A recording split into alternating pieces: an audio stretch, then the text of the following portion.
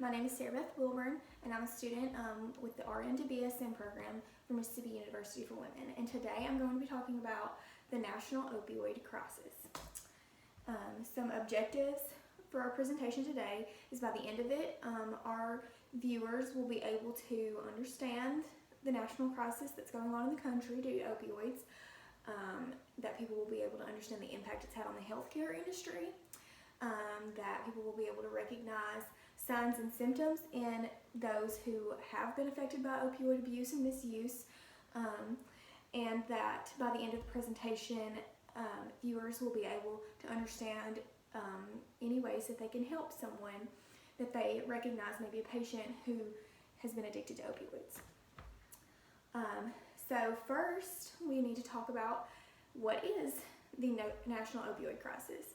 And so the national opioid crisis in America started in the early 90s, and pharmaceutical companies had said that these products, these drugs, people could not get addicted to them. They did not have addictive properties, and it became very apparent very quickly that this was not true. As doctors prescribed them more increasingly, people began to misuse opioids, to overdose, and die from opioid misuse, and it still happens today. Today, if someone is prescribed an opioid for maybe a procedure or some chronic pain, and they maybe can no longer get that prescription any longer, they turn to street drugs. And in 2018, it was reported that about 128 people per day died that year from some type of opioid overdose. Here's just some statistics. Between 8 and 12% of people who are prescribed opioids will later develop an opioid use disorder. Between 4 and 6% of people who misuse opioids will later turn to heroin. And about 80% of people who use heroin state that their addiction first began with prescription painkillers. And about 70% of the 67,367 deaths in 2018 were related to opioid abuse. It's had some impacts on the healthcare industry. The crisis has had a financial impact on the healthcare industry. Between 2015 and 2018, it was estimated that the U.S. spent about $631 billion because of this opioid crisis. And about 1/3 of that cost, about $205 billion, was spent on people who abused and were addicted to these opioids, so for treatment and rehab purposes. It's also had some impact on the resources, some negative impacts.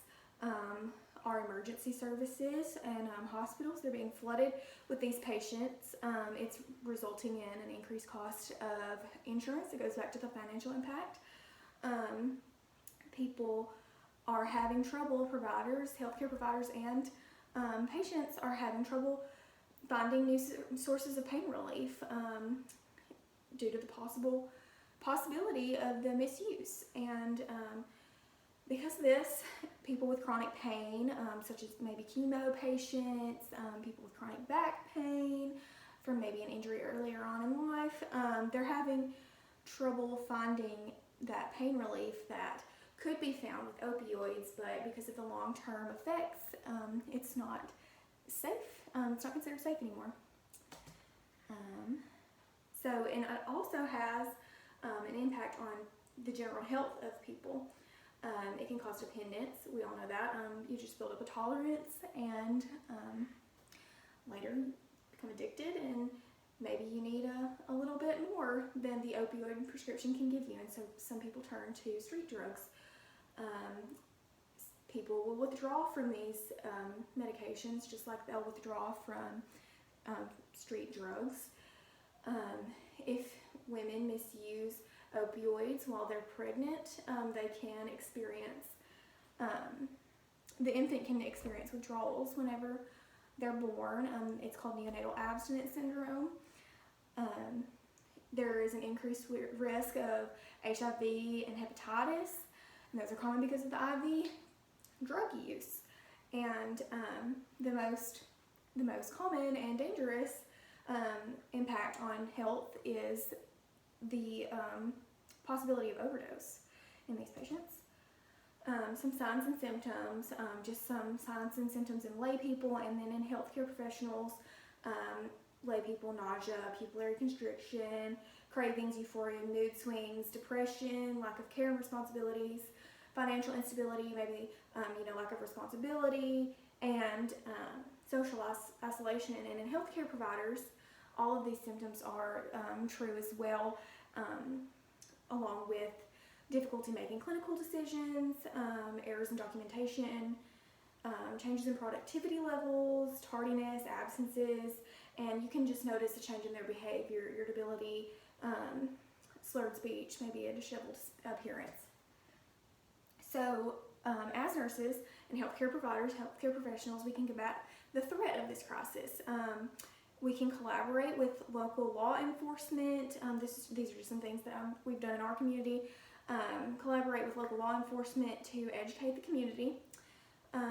You can know and provide all the resources in your community for your patients, all the resources that are available. The DARE programs at the local schools, they go every year in our community and educate the young people, and ensure that your prescribers have the correct tools and knowledge to screen patients before prescribing opioids. And then how can you make a difference as healthcare providers? We can, still knowing those resources and support groups, make sure you can recommend those to your patients.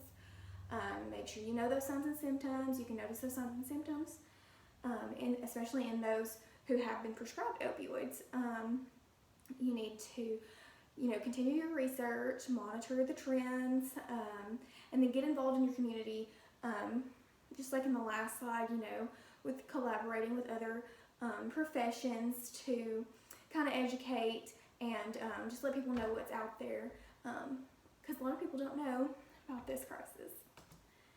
And then here are just the references I got my information from, and I just want to thank you for listening to me today.